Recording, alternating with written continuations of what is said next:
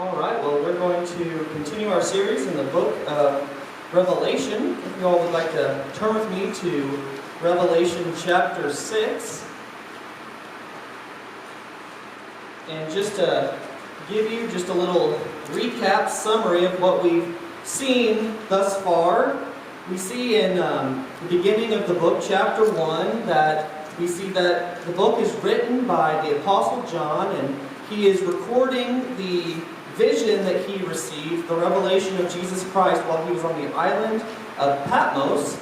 And in this book, he is addressing 7 churches in Asia Minor. And in this letter, he is pointing to some of the things that are going on in the church, and he is being the spokesperson for Christ to rebuke them for some of the sins, some of the false doctrine that is creeping in their church, and he's encouraging them to be overcomers and to press on through the temptations of the world, through the different trials and the different persecutions that they're experiencing. And within this, he receives this vision of the Son of Man, which is Jesus Christ. And as he's encouraging these different churches, he describes Christ in a specific way for each different church group, and explains how Christ is the answer for everything that the churches are going through. And so they go through the 7 different churches, giving the similar pattern of encouragement, of what they're doing well, the rebuke, and the commitment that Christ will make for them if they overcome. Which leads then to chapter 4, in which John receives the second vision, which is the heavenly throne room vision, and where John finds himself in heaven, and he sees the throne of God. And in this throne room vision, he describes it in beautiful imagery. He describes these jewels, he describes the green rainbow, he describes thunder and lightning. There are these different 4 living creatures that are going around the throne, and then among that is there's 24 thrones and 24 elders, and then they are all worshiping and praising God for who He is as the creator and the sustainer of the universe. And then in chapter 5, we saw that in the right hand of God, who is on the throne, He had this scroll. And in the scroll, there are 7 seals on it. And the question that was in chapter 5 was, who is worthy to open this seal?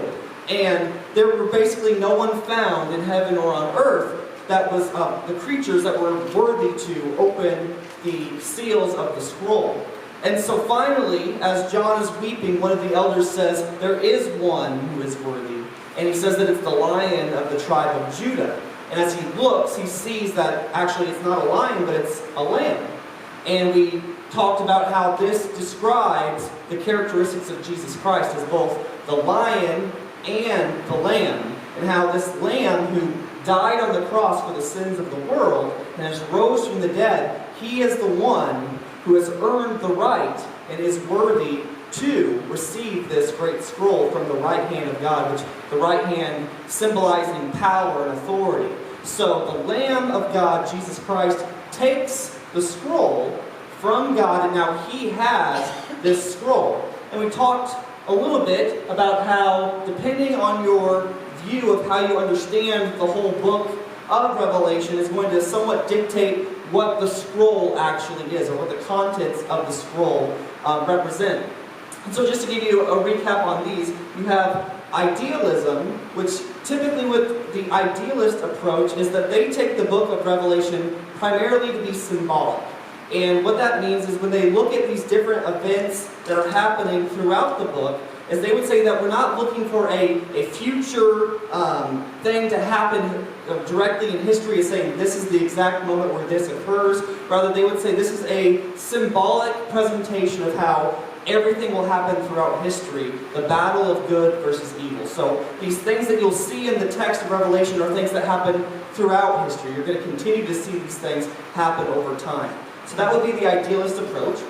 The preterist, or preterism, is the approach that everything that we're going to be seeing in the book of Revelation has already happened, in which it is describing the events that are leading up to the destruction of the temple of Jerusalem in AD 70. So other than the last few chapters of the book, everything else has already occurred, and John was basically prophesying to the people at his time of what is about to happen in just a few years. So that would be the preterist approach. And then finally, the futurist is the one that takes everything from chapter 4 to the end of the book as future from John, but also future from us. So we would still expect all of these things still are yet to come from chapter 4 to the end of the book. So then when we look at the seal, which we're going to be primarily focused on tonight, because in chapter 6, we're going to see that each of the 6 seals are going to be opened. So how do these different groups take the seal? Well, the idealist says that it's primarily the redemptive plan of God, and how saying that whenever Christ is getting the scroll, he is getting the authority to hand over and accomplish the redemptive plan that God has for his people. The preterist will say John, whenever he entered this throne room, he was entering a courtroom, and this scroll is actually the right to go and to judge Jerusalem for them killing Christ and persecuting the church or the Christians. And then finally, the futurists, they would say that the scroll represents either history or the title deed of the earth, and saying that Christ has the right to control history and or the earth as a whole, and so he then has all authority to control what's going to happen. So, looking at these different views, you can kind of start to think about, as we start to open these different seals, how you take it and which maybe view you might lean towards as you're starting to understand the book of Revelation. So I'm going to read Revelation chapter 6 for us this evening, and I will also be referencing quite often tonight Matthew 24. So if anyone that has a bookmark or something they'd like to maybe mark that as well, because we're going to be flipping back a lot, because what I think you're going to see in chapter 6, as well as in Matthew 24, how they are going in sequence with one another. And I think Matthew 24 is actually going to give us a key on how to understand these different seals. So I'm going to be starting then in Revelation chapter 6, and I'll read the entire chapter for us. Now I saw when the Lamb opened one of the seals, and I heard one of the 4 living creatures saying with a voice like thunder, "Come and see."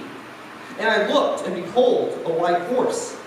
He who sat on it had a bow, and a crown was given to him, and he went out conquering and to conquer.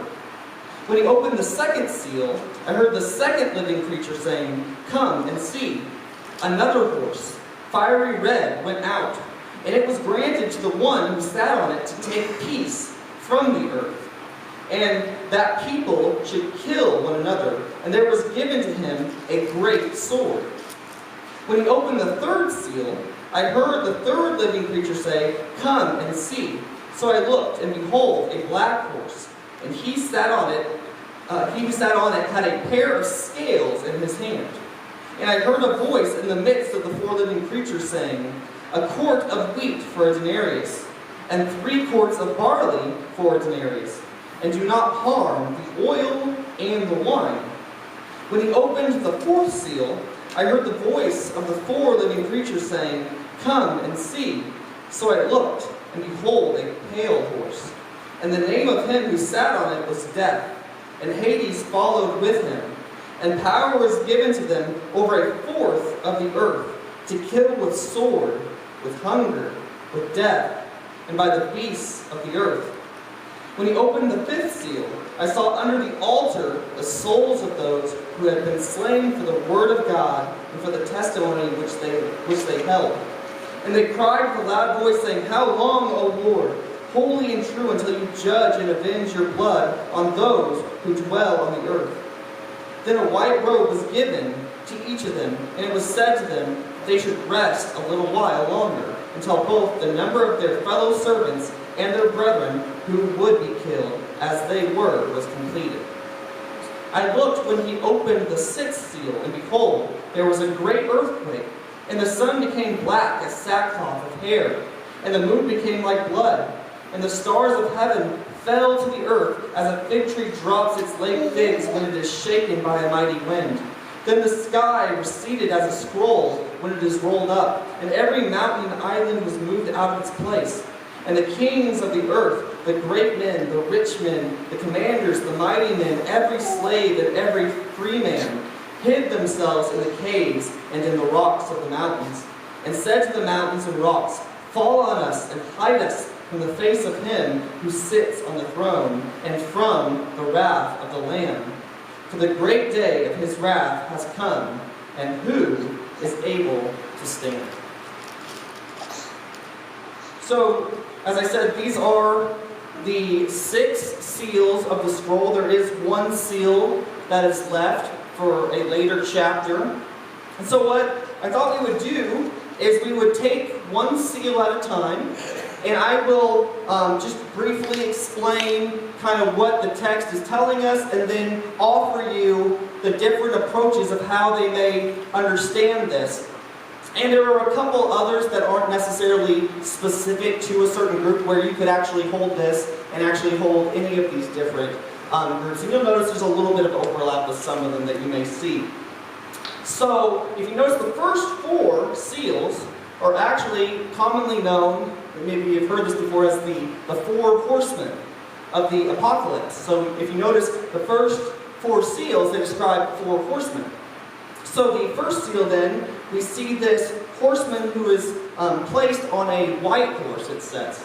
And for each event where one of the seals are going to be opened, there's this phrase that is said by the 4 living creatures, right? The creatures that are right around the throne of God. And they say, come and see. Now some translations may put this as just simply come, depending on the different manuscript background that they come from. Either way, there's some thought of whether this is coming from, or this is calling to John for him to come and see what is about to happen, where others take it to say these are the 4 living creatures that are actually summoning a horseman. So that when they say come, they're actually addressing the horseman. Either way, it's saying that whenever something is said by these creatures, something is about to happen, and we need to pay attention to what else is about to happen. So the first seal, they say come and see, or they say come. And then this white horseman comes out, and it describes him as a conqueror. It says that he went out conquering and to conquer. And it also says that he has a bow and a crown. So, what are some of the thoughts on who does this first horseman, the first seal, the conqueror, what does this individual represent? So the idealist will take this. As we noted, they are symbolic. They're not necessarily looking for one person or individual or one specific event to happen. And they would take this primarily to say this is kind of conquest in general. How throughout history we're going to see different groups, different leaders, different individuals conquer and take control over certain groups of people, different periods of different time. And saying how this is going to happen all the way to the end. You're going to see conquerors, you're going to see conquest. So that's how the idealists will typically take this first horseman, saying that throughout time there's going to be a series of conquest. The preterist takes it usually to be one of 2 individuals that were prior to AD 70, either Vespasian or Titus, who both were heads of the Roman armies. So these would have been military leaders who would have been rising in the ranks. They would have been conquering and gaining power before they were going to attack Israel, to attack Jerusalem. So a preterist would say, this isn't like a future person to come. This is one of these 2 military leaders that came to conquer Jerusalem.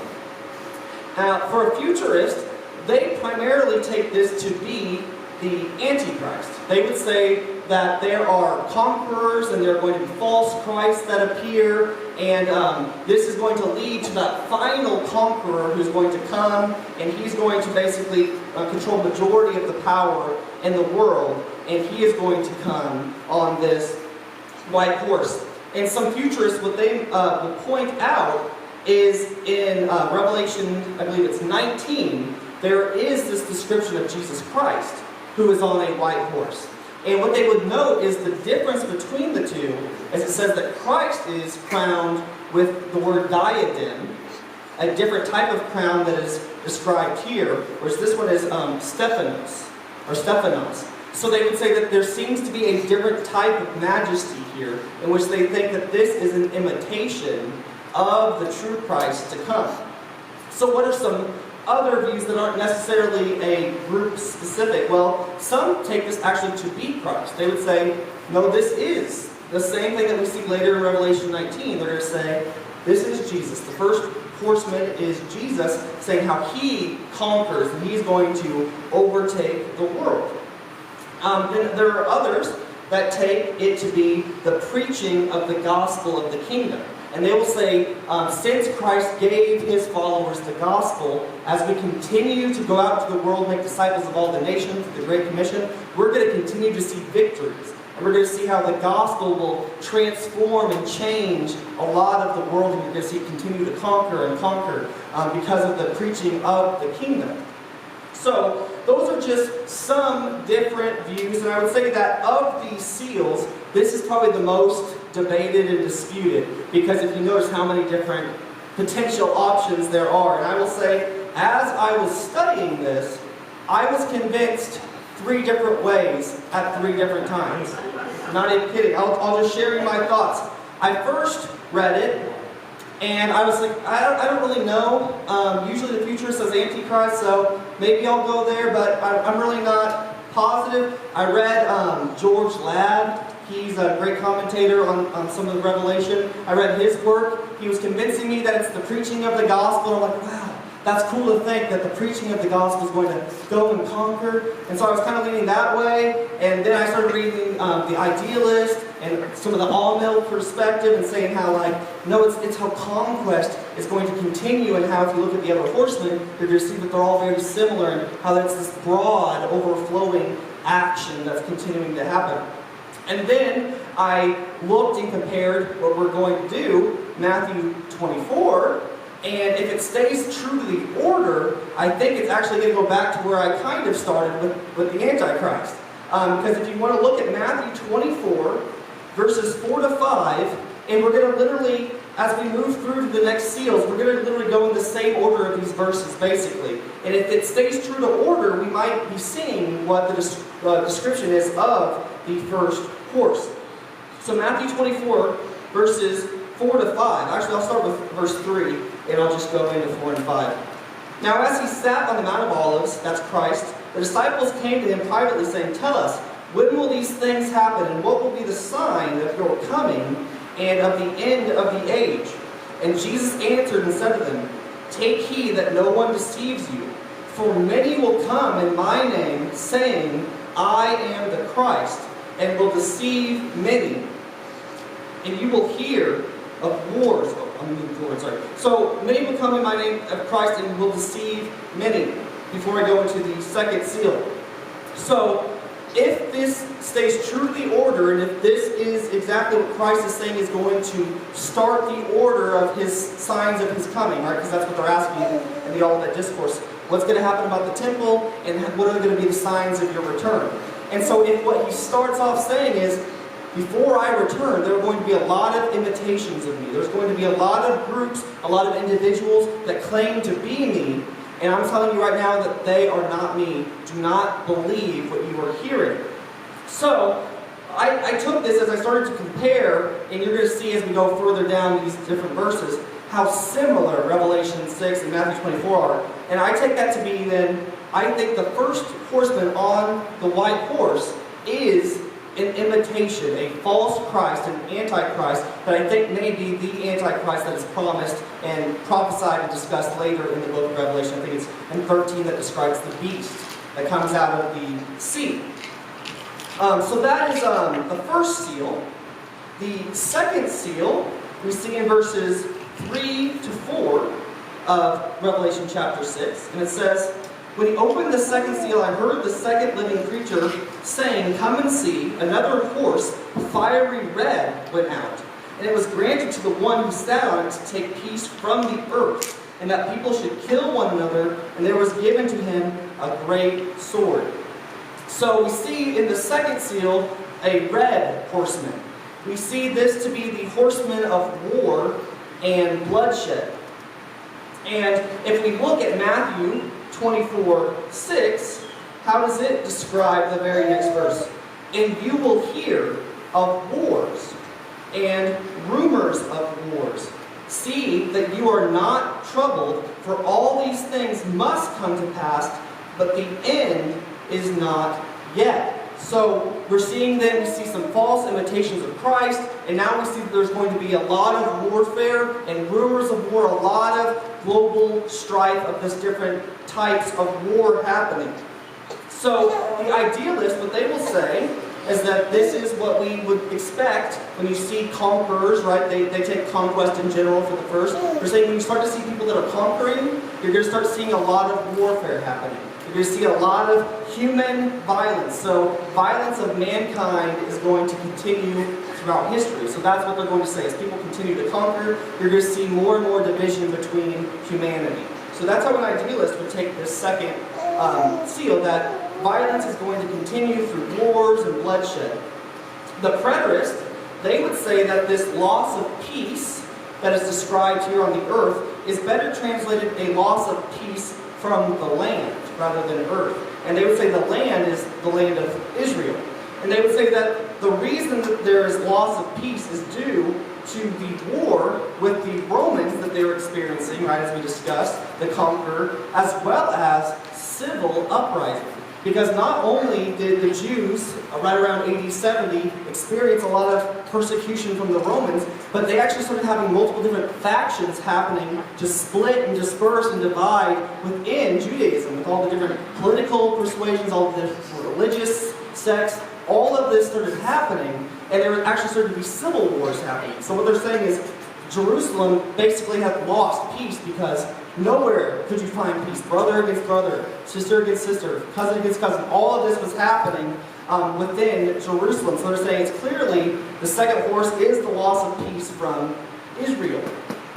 Then the futurist will say that what we're seeing here through this war and through all of this bloodshed is that it's going to just describe intensified warfare as the tribulation progresses. So if the Antichrist is the one who came conquering first, and one thing I didn't mention earlier is they describe him as having a bow, but not having arrows. And some take that to be unique, saying that he comes with power, but he never actually needs to actually attack. And so that he ends up rising to power quickly without actually having to use force. But then it leads later, and he starts to use force, where we start to see battles, and we start to see direct persecution through force. So a futurist then would say that this is the warfare that's happening from the Antichrist after he comes to power. So that would be the second seal. The third seal then is in verses 5 to 6. And it says, when he opened the third seal, I heard the third living creature saying, "Come and see." So I looked, and behold, a black horse, and he who sat on it had a pair of scales in his hand. And I heard a voice in the midst of the four living creatures saying, "A quart of wheat for a denarius, and 3 quarts of barley for a denarius, and do not harm the oil and the wine." So what I think we see here of the third seal is when you have the horse of famine, we start to see that the individuals that are experiencing this, that they are having a very prominent scarcity of resources, in which they are hungry and they are thirsty, and they are seeing these, it describes it as scales, which would be balancing and measuring amounts of food and the prices, right? So think of inflation of prices of living and food. And it actually describes, it says a quart of wheat for a denarius and 3 quarts of barley for a denarius. So we've talked about this in the parables a lot, right? The denarius, usually a laborer's daily wage. So working all day, you would earn 1 denarius. And so what they're saying then is if it were to cost a quart of wheat, which that also would have been a daily amount for one person to eat. So it's literally saying a full day's work for a full day, or for 1 day's food for one individual. So basically, if you were trying to feed a family, it would be very difficult, so that you would have the less expensive option, which would be the 3 quarts of barley, which would be less expensive, not as good quality. So this is describing how the resources for food has just skyrocketed because of the demand of food and the scarcity of resources. And so, how then do these different groups look at the famine? Well, an idealist would say that this is simply the consequence that you would practically see of warfare, right? If you see lots of wars happening, you're going to see a lot of scarcity of resources, because as more and more things get utilized, as things get attacked, get pillaged, they get dispersed, you're going to run out of a lot of things, right? Wars are expensive. So they're saying, practically, as you see conquest, you'll see warfare, and as you see warfare, you're going to see famine. And so that's what an idealist would say. The preterist, they would say that this is what happened to the Jews in Jerusalem.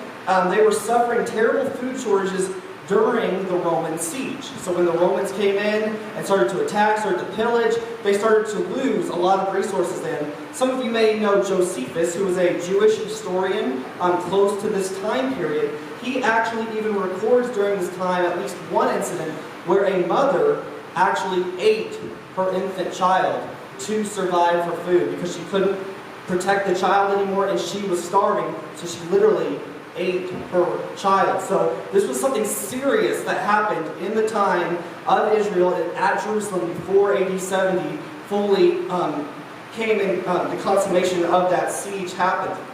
So we see the preterists would say that's exactly what happened to Israel at that time. A futurist then would say it is a result of intensified warfare, potentially, and or the Antichrist controlling all of consumership. So basically saying, as the Antichrist rises to power, wars start happening, he starts basically controlling the resources, and he starts impacting different groups based on basically how he sees fit, and or just as the wars are happening, as the idealist would say, prices are going to increase. So they say it could be potentially one of either options.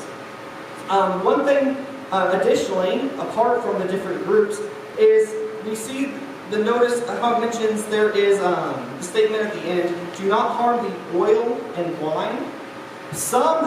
There's some debate on what exactly that actually means. Some take that to mean basically because this was a luxury item, that because of the cost of food, that basically it's not going to be touched because no one can afford it because of the great cost of everything else that's happening. Others take it to mean that this horseman that comes is primarily going to hinder and affect the poor, and actually how it's not going to affect the rich yet, and how the rich will be affected later, and how whenever you have these great tragedies with war and things like that, it typically affects the impoverished group first, until later it starts affecting the entire world. So there's just some different thoughts on what it means. So either people are touching it because they can't afford it, or it's saying that the rich will continue to get by at this point and the poor will not. We then go to the final horseman, the fourth seal, in verses 7. Oh, I'm sorry, I didn't read Matthew 24:7. I'll read that for us real quick, just to see how they phrase it. For nation will rise against nation, and kingdom against kingdom, and there will be famines, pestilences, and earthquakes in various places. So we see, if this is following right in line, right after it just described wars and rumors of war, and now it's saying kingdom against kingdom, and then it says, and now famines and pestilences happening. So that would seem to fall right in line once again in the same order of what we just discussed. So verses 7 and 8 of Revelation 6, it says, when he opened the fourth seal, I heard the voice of the fourth living creature saying, come and see. So I looked, and behold, a pale horse, and the name of him who sat on it was Death. And Hades followed with him, and power was given to them over a fourth of the earth, to kill with sword, with hunger, with death, and by the beasts of the earth. So here we clearly see the fourth horseman is the horseman of death.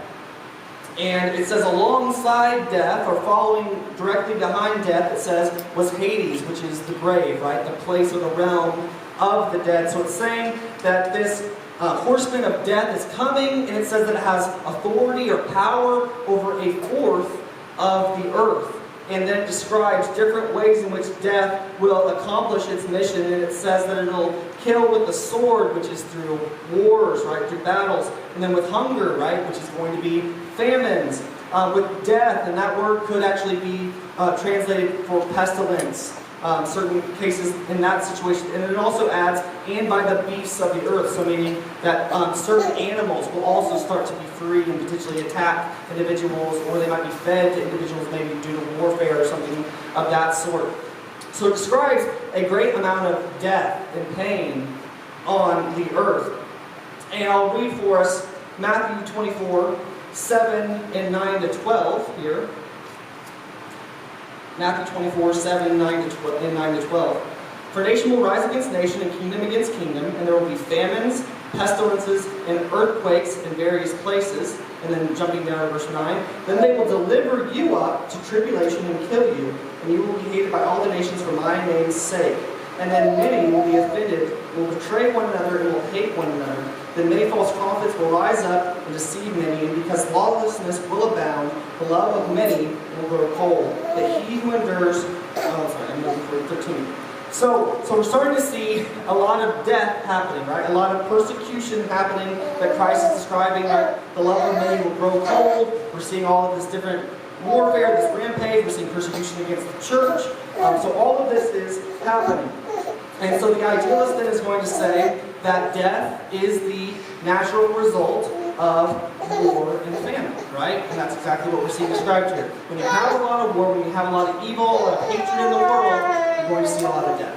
And so that's what the idealists will say. This is what we're seeing all throughout history. As we continue to see these different things happen throughout history, we're seeing war, we're seeing violence, we're seeing death.